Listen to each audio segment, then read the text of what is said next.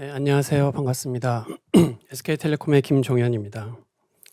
이번 세션에서는 엔터프라이즈 AI 혁신을 이끄는 RA 최적화 전략과 사례라는 제목으로 저희 조직에서 그동안 수행했던 RAG 기술 개발에 대한 내용들을 좀 공유 드릴까 합니다.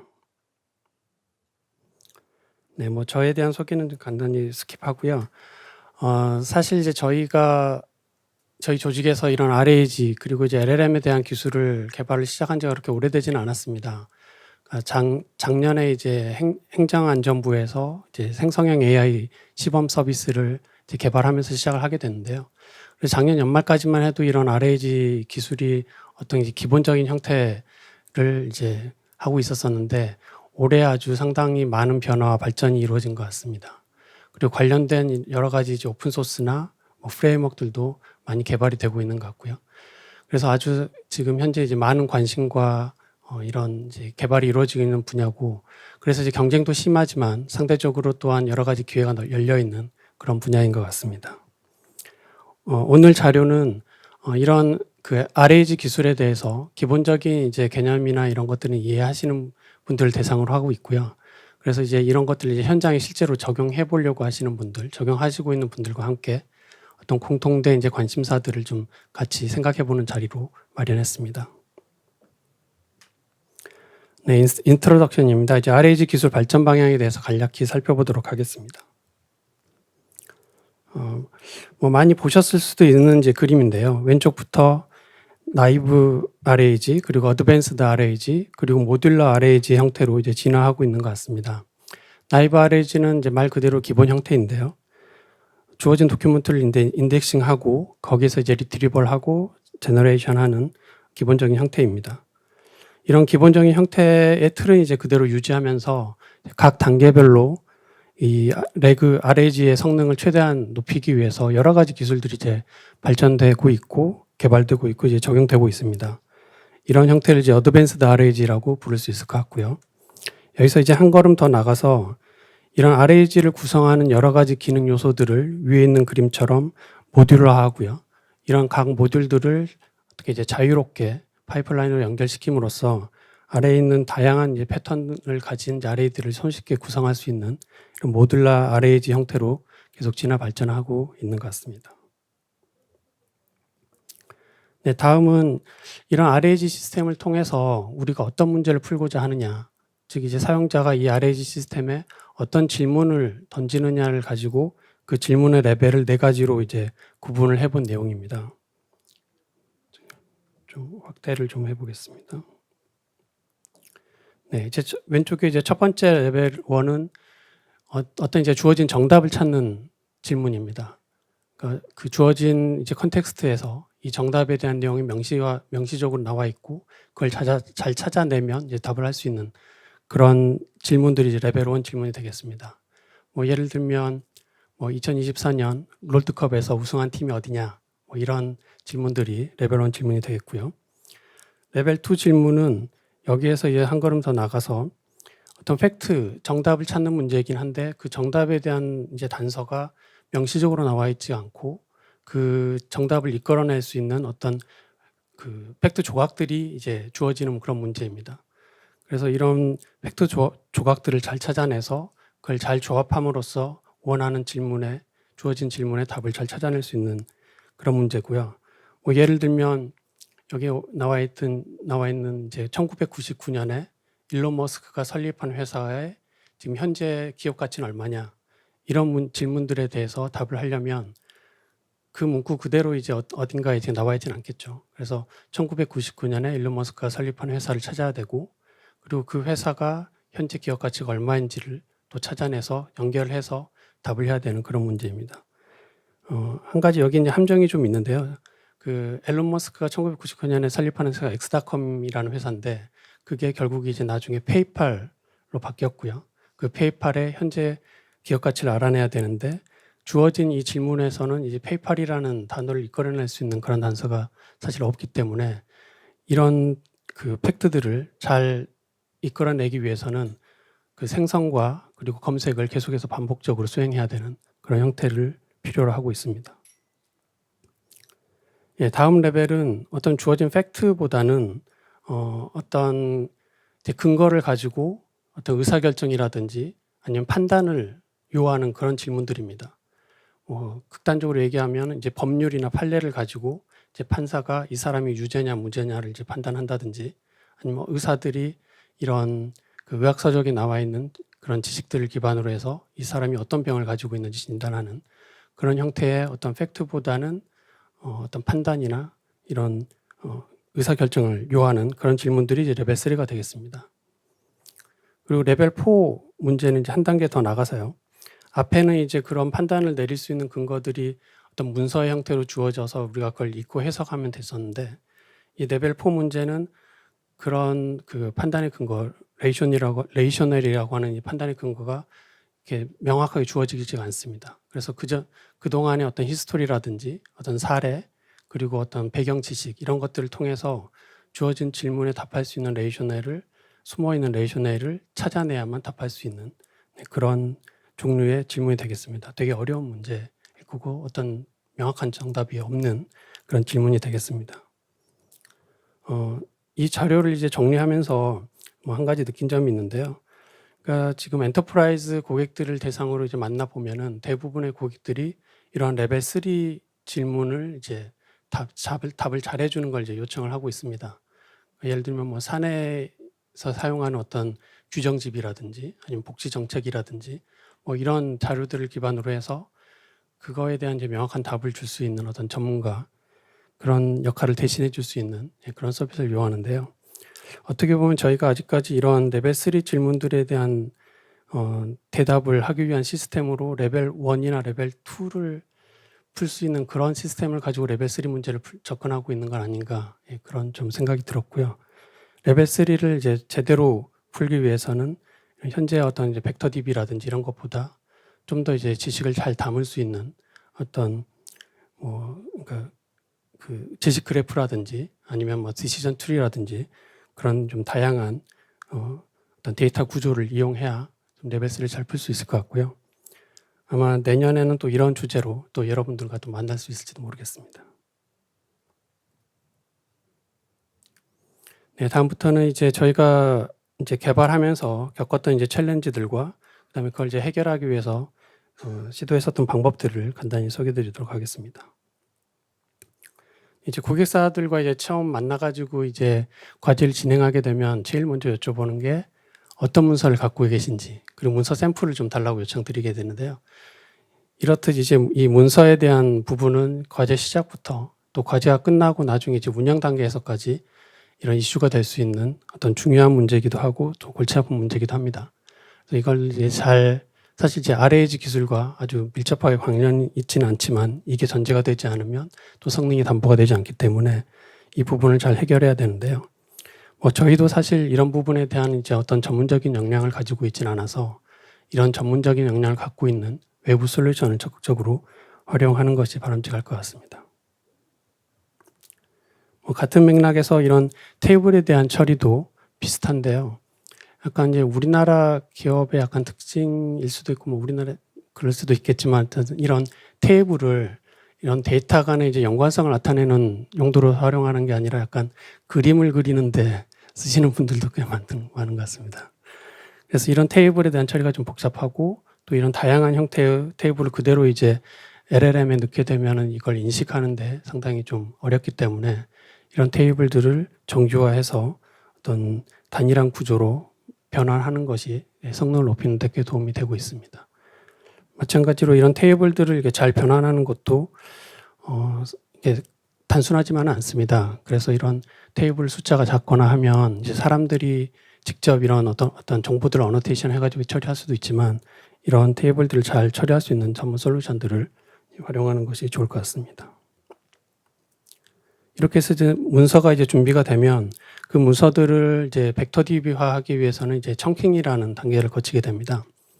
그래서 청킹할 때 요즘에는 사실 이제 이 LLM들이 이 컨텍스트 윈도우 사이즈가 상당히 커지고 제약이 좀 많이 완화가 됐기 때문에 이 청킹이 꼭 필요해라고 이제 생각할 수도 있겠지만 아무리 그렇다고 하더라도 뭐 모델이 좀 성능이 떨어질 수도 있고요.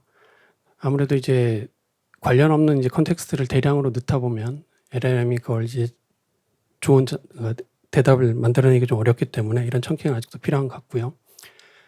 초기에는 이런 청킹을 그냥 어떤 일정한 사이즈로 문서를 나누는 방법을 많이 썼지만 당연히 이제 자연스럽게 이 문서의 내부 그 컨텍스트를 잘 파악을 해서 그 시멘틱하게 자르는 방법이 많이 제한되고 있고 많이 활용되고 있는 것 같습니다.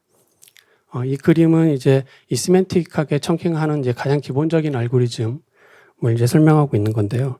이 가로축이 이 문서를 이제 문장 단위로 잘랐을 때 그 문장들의 이제 시퀀스 번호입니다. 그리고 세로축은 그 문장과 그 다음 문장 사이에 어떤 의미적인 거리를 나타내고 있고요. 그래서 그래프를 그려보면 이런 식의 그래프를 얻을 수가 있는데요.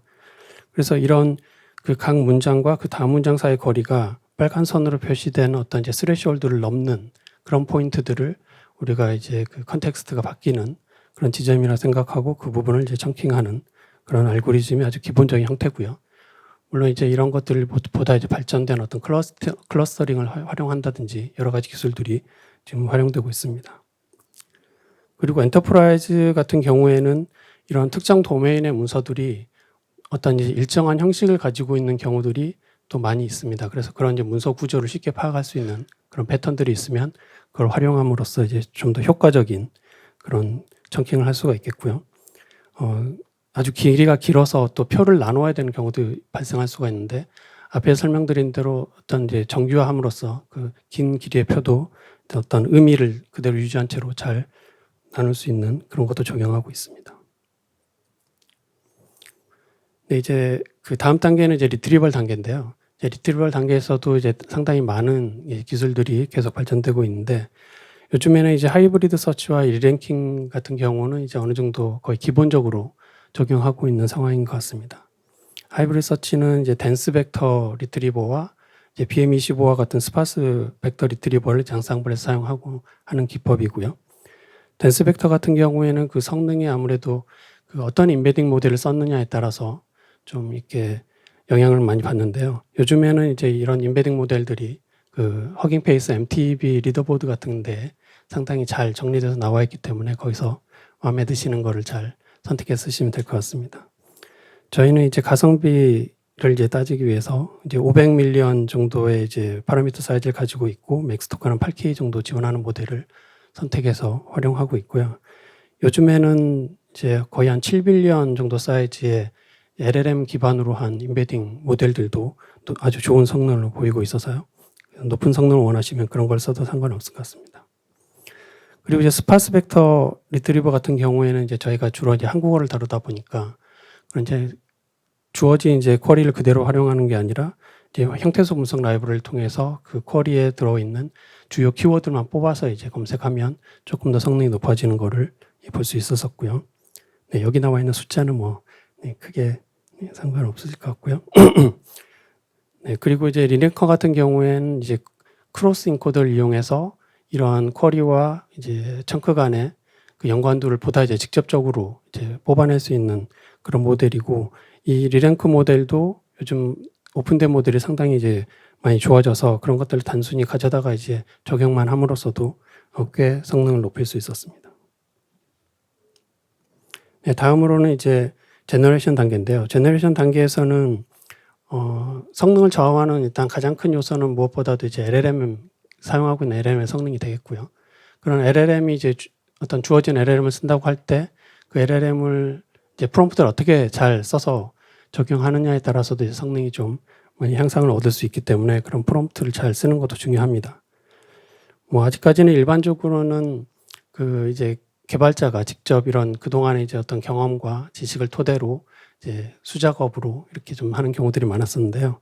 그런 프롬프트 옵티마이제이션을 이제 체계적으로 하고자 하는 논문이나 연구 결과들도 많이 발표가 되고 있습니다. 간단히 왼쪽 걸 이제 소개드리면 에보 프롬프트라는 이제 기술인데요. 이런 이제 최적화 문제를 풀 때 가장 흔히 이제 적용하는 이제 그 진화 알고리즘, 뭐 유전자 알고리즘 같은 거를 이제 프롬프트 옵티마이제이션에 이제 적용한 사례입니다. 그래서 이제 프롬프트 초기 프롬프트 그러니까 풀을 만들어 놓고 그 중에서 이제 랜덤하게 두 개의 프롬프트를 뽑아서 LLM한테 이 두 개를 가지고 새로운 프롬프트를 만들어줘 라고 해서 새로운 프롬프트를 만들게 되는 거죠. 그리고 만들어진 새로운 프롬프트는 또 이제 그 다른 프롬프트들과 함께 이제 평가를 해가지고 좋은 프롬프트는 남기고 이제 안 좋은 프롬프트는 버리고, 그래서 다시 이제 그 남겨진 프롬프트들에서 또 새로운 프롬프트를 만들고, 이런 작업을 이제 반복하면서 이제 점점 성능이 좋아지길 이제 기대하는 그런 최적화 방법이고요. 저희도 이제 그 보시다시피 아주 상당히 쉽게 적용할 수 있기 때문에 적용해 봤을 때 뭐 특정 이제 태스크에서는 또 좋은 결과들을 얻었던 경험도 있고요. 하지만 이게 보시다시피 어떤 방향성을 가지고 있는 게 아니라 좀 말하자면 이제 운에 맡기는 그런 성격이 좀 있어서 항상 좋아지지는 않고 이렇게 안 좋아지는 경우들도 많이 볼 수가 있습니다. 그래서 이런 단점들을 좀 보완해서 어떤 좋은 방향으로 좀 가이드하기 위한 이제 방법으로서 이제 오른쪽에 소개되고 있는 스트라지오라는 기법이 되게 최근에 발표됐습니다. 아직 이제 저희도 이제 테스트는 아직 못 해본 상황이고요. 뭐 아이디어만 간단히 설명을 드리자면, 이제 주어진 프롬프트를 가지고 어떤 테스트 셋을 이제 적용을 해가지고 그 잘 되는 케이스와 이제 잘 안 되는 케이스들을 이제 분석을 합니다. 그래서 잘 되는 케이스는 어떤 점 때문에 이제 잘 되는지, 또 안 되는 케이스는 어떤 부분이 안 되는지를 이제 LLM을 통해서 분석을 하고요. 그렇게 얻어진 결과를 가지고 이걸 더 잘 되는 거는 더 잘 되게, 또 안 되는 거는 좀 이게 보완할 수 있는 그런 스트라테지를 또 LLM을 이용해서 만들어냅니다. 그리고 만들어진 스트라테지를 기존의 프롬프트에 적용해서 이제 잘된 케이스와 이제 안 된 케이스 각각을 이제 후보 프롬프트들을 만들고, 그거를 두 개를 이용해 가지고 좀 더 이제 잘 할 수 있는 후보 프롬프트를 만들게 되고요. 그런 프롬프트들을 여러 개 프롬프트를 가지고 이밸류에이션해서 좋은 프롬프트를 뽑아내는 그런 방법이고요. 성능을 높일 수 있을 걸로 이제 기대가 돼서 이걸 적용해 보려고 하고 있습니다. 다음 이제 제너레이션 할 때 이제 프롬프트 엔지니어링뿐만 아니라 이제 직접적으로 모델을 파인 튜닝하는 방법도 적용할 수가 있을 것 같습니다. 그래서 이제 도메인이 어떤 한정적인 도메인에 대해서 그런 도메인 스페시픽한 도메인 어댑티브 이제 프리트레이닝을 적용하기도 하고요. 또는 왼쪽 그림과 같이 그 도메인 지식을 가지고 있는 컨텍스트와 질문과 답변을 가지고 직접 그 모델을 파인 튜닝하기도 하는데요.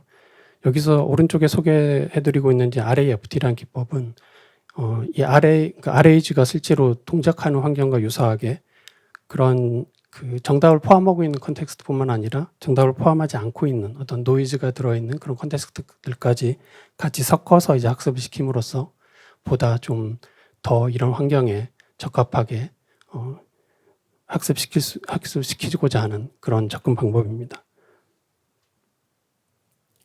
네, 다음으로는 이제 이밸류에이션에 대해서 좀 설명을 드리도록 하겠습니다. 이런 지금 과정들이 끝나서 이제 답변이 생성이 되고 하면 이 과정들에 대해서 이제 평가하는 게 되게 중요한데요. 이 그림은 이제 처음엔 이제 퀘리를 가지고 이제 컨텍스트를 뽑아내고 그 컨텍스트를 가지고 리스폰스를 생성하는 RAG의 이런 그 흐름을 간단히 도식적으로 나타내고 있습니다. 그래서 왼쪽에 이제 1번으로 표시된 이 생성된 답변이 얼마나 그 질문에 잘 답을 하고 있는지에 대한 이제 평가는 당연히 이제 처음부터 그 관심을 가지고 계속해서 관리돼야 되는 그런 이제 평가 매트릭이 되겠고요. 이번에 이제 이 쿼리를 가지고 얼마나 이제 그 쿼리를 잘 연관성이 있는 컨텍스트를 뽑았는지, 이런 이제 그 평가 매트릭은 리트리버의 성능을 직접적으로 나타내기 때문에 이것도 이제 중간에 이제 옵티마이즈하는 과정에서 항상 관심을 가지고 보는 이제 평가 매트릭이 되겠습니다. 근데 이제 반면에 이제 세 번째, 이 컨텍스트를 가지고 리스폰스를 생성할 때 얼마나 이 컨텍스트에 기반한 리스폰스를 생성을 해냈느냐 하는 이런 그라운드니스라고 표현하는 이 부분은 상대적으로는 좀 이제 관심이 덜했는데요. 최근에 이런 그라운드니스에 대한 평가 매트릭에 대해서도 이제 관심이 좀 더 높아지고 있는 것 같습니다. 그래서 그라운드니스에 대해서 조금 더 설명을 드리면요. 이런 관심이 높아지고 있는 이유가 이제 특히 이제 엔터프라이즈 같은 경우에는 이 LLM 시스템이 만들어낸 답변이 뭔가 이제 잘 모르겠어라고 이제 답변하는 것보다 뭔가 자기 마음대로 오답을 생성하는, 틀린 답변을 생성하는 게 오히려 더 민감하다고 합니다. 그래서 이런 그라운드니스가 점점 더 중요한 척도가 되고 있고요. 그래서 그라운드니스는 말씀드린 바와 같이 이런 주어진 컨텍스트에 얼마나 충실하게 답변을 생성했느냐 하는 그 메트릭이고요. 뭐 페이스블리스나 뭐 어트리뷰션, 어디어런스와 같은 이름으로 불리기도 하는데 다 이제 같은 맥락입니다. 그래서 이제 최근에 이제 뭐 여러 가지 이제 오픈 소스 평가 도구나 또는 이제 클라우드 시스템에서도 이러한 그라운드니스 평가를 잘 지원하고 있고요. 일반적으로는 이제 이런 이제 뭐 소타 LLM을 이용해 가지고 LLM 저지 형태로 이 그라운드니스를 평가하는데 아무래도 이런 기업 대상으로 이제 개발을 하다 보면 이제 폐쇄적인 환경도 있을 수 있고 그런 소타 모델 못 쓰는 경우도 있어서 그런 경우에 대해서 이제 소형 모델을 가지고 잘 학습시켜서 이런 그라운드니스를 평가할 수 있는 모델에 대한 개발도 검토하고 있습니다. 네, 시각 관계성이 테스트 데이터 작성은 넘어가 될 것 같고요. 네, 다음 그림은 이제 저희가 이제 이런 이제 다음 스텝으로는 저희가 어떤 형태의 이제 RAG 시스템을 구상하고 있는지에 대한 설명입니다. 랭체인에서 이제 그림을 따왔는데요. 이제 어댑티브 레그라는 이제 이런 그림이 저희 그 설계를 좀 잘 반영하고 있는 것 같아서 가져와 봤고요. 이제 주어진 쿼리를 일단 RAG를 이제 적용하기 이전에 먼저 분석을 하는 단계를 이제 가지는 것이 좋을 것 같습니다. 그래서 쿼리 어널리스 단계에서 이 쿼리를 과연 RAG를 태워야 되는지 아니면 직접 답변을 할 수 있는 건지 또는 어떤 이 쿼리를 보완을 해야 되는 건지 아니면 인터넷을 검색해가지고 뭔가 찾아와야 되는 건지 이런 것들을 먼저 판단을 하고 그 각각에 맞춰서 이제 진행시키는 것이 효과적일 것 같고요. 그래서 이제 RAG를 태워야 된다고 판단이 되면 이제 RAG 플로우를 타게 되는데요. 여기에서도 각 이제 그러니까 검색을 하고 생성하는 각 단계마다 그 생성된 결과가 만들어진 결과가 적합한지를 판단을 해서 평가를 해서 그 평가 결과에 따라서 좋으면 사용을 하고 혹시 이게 그 적합하지 않으면 다시 재생성을 하는 그런 식의 어댑티브한 접근 방법을 활용을 하려고 합니다. 그래서 이런 형태의 어댑티브한 RAG를 단기적으로는 이제 상용 수준으로 개발하는 것이 단기적인 목표가 되겠습니다. 네, 레슨 런드입니다. 뭐 여러 가지 이제 말씀을 드렸는데요. 종합적으로 생각해 보면 이제 이 LLM을 이용한 소프트웨어가 가장 이제 중요한 부분들이 이제 평가라고 생각이 됩니다. 그러니까 이제 LLM 소프트웨어 기반의 소프트웨어가 이제 기본적으로 확률에 기반한 이제 소프트웨어다 보니까 기존의 어떤 엔터프라이즈 소프트웨어처럼 설계를 잘하고 어떤 검증을 잘해서 어떤 계산할 수 있는 그런 포인트보다는 과학자가 뭔가 이제 탐구하듯이 현재 수준을 잘 평가를 하고 어떤 가설을 세우고 또 그 가설을 이제 구현해 가지고 다시 한번 평가를 하고 이런 사이클들을 반복하면서 계속적으로 이제 개선해 나가는 그런 게 필요한 그런 특성을 가지고 있다고 생각이 되고요. 이런 특성을 이제 개발자뿐만 아니라 이제 고객사와도 잘 합의를 하고 설득을 해야 되는 그런 부분인 것 같습니다. 이런 프로세스를 이제 진행하는 데 있어서 가장 이제 핵심적인 부분이 이제 방향 설정을 잘해야 되겠죠. 그래서 이밸류에이션 프로세스가 아주 중요한 역할을 하게 되고요. 그래서 저희도 이제 아주 정확한 이제 이밸류에이션 프로세스를 만드는데 노력을 많이 하고 있습니다. 그리고 다음으로는 이제 크게 이제 리트리버와 제너레이터 두 가지가 있는데요. 이제 한정된 시간과 이제 리소스를 가지고 이 두 개를 어떤 부분에 포커싱 해가지고 성능을 개선하는 게 이제 효과적이냐 이런 것들을 이제 잘 판단을 해야 되는데 저희들의 이제 경험으로서는 여기 이제 그림에 나온 걸 이제 설명을 드리면 A, B가 이제 모델 A가 좀 성능이 높은 모델 그리고 B가 좀 성능이 낮은 모델이고요. 리트리버 1, 2는 이제 리트리버 1이 좀 낮은 리트리버가 성능이 높은 리트리버입니다. 그래서 모델의 성능이 높은 경우는 이 리트리버 1 대비 2의 이제 성능 개선이 있었을 때 그 효과가 좀 나타났던 것 같고요. 근데 상대적으로 성능이 낮은 모델을 썼을 때는 이런 리트리버를 이제 개선한 게 크게 이제 효과를 못 보는 경우들이 많이 있었습니다. 그래서 이런 이제 두 가지 중에 굳이 하나를 고르자면 일단 제너레이터를 충분히 성능을 높인 후에 이제 리트리버를 개선하는 게 좀 더 효과적이지 않을까. 뭐 항상 일반화할 수는 없겠지만 이런 부분들에 대해서 참고해서 진행해 주셔도 좋을 것 같습니다. 네, 오늘 준비한 내용은 여기까지고요. 네, 짧은 시간 동안 많은 내용을 이제 전달해 드려서 좀 충분히 전달이 됐는지 모르겠습니다. 네, 아무튼 네, 이 분야에 대해서 같이 이제 공통으로 고민하고 또 같이 만들어 나가면 좋을 것 같습니다. 감사합니다.